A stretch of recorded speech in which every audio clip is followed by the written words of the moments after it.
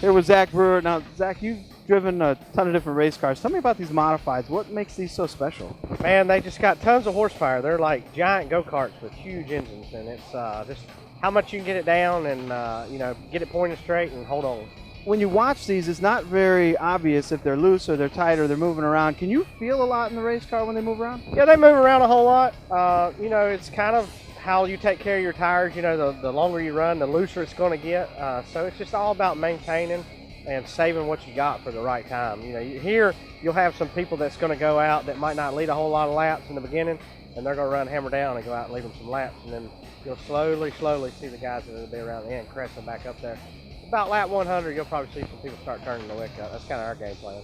So your game plan, you're going to try to save the right rear and then go for it in the end? Yeah, I'm going to try to save it. I've got a couple of cars I'm going to try to stay with and mimic what they do and kind of, put myself in the right situation where they're at the end of the race. If I can be with them, I feel like we'll have a shot. Now, you ran almost the entire season last year. What makes this Coma deal so much fun? I mean, the car counts are high and a lot of guys in the grandstands. I enjoy the laid back of it compared to NASCAR. It's not all so business and so political and stuff. It's kind of old school. You know what I mean? It's kind of back to your roots. You got a few rules, and they do their best to protect some stuff, but I'd like to see them do a little bit more on that end. But it's just not all the political crap that you got to deal with. To me, this is one of the few cars still left that the driver can change his line, change what he does to make it better. In your top 3 tiers of the NASCAR now, you go out and what you got is what you got. It's going to either plow or be a little loose, and you're going to fade.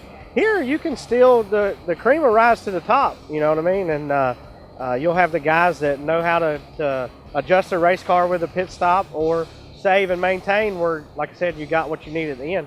And a lot of cars are so aero-dependent with these being open wheel, and they're not that. You don't have a lot of the bump stop, coil binding. You have a lot of the old-fashioned stuff. You got more power than you do anything, so you don't need all of it. So it's all in what you can get down to the ground. You know what I mean? So it's a good deal. It really is.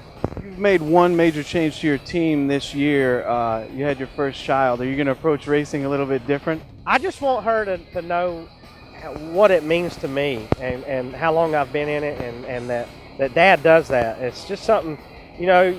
Racing to me is in kind of trouble. You don't have a lot. I want her to have enjoy it and know what it meant to me to do it, and just how big the sport was and kind of still is. But I just want her to know what it meant to her dad.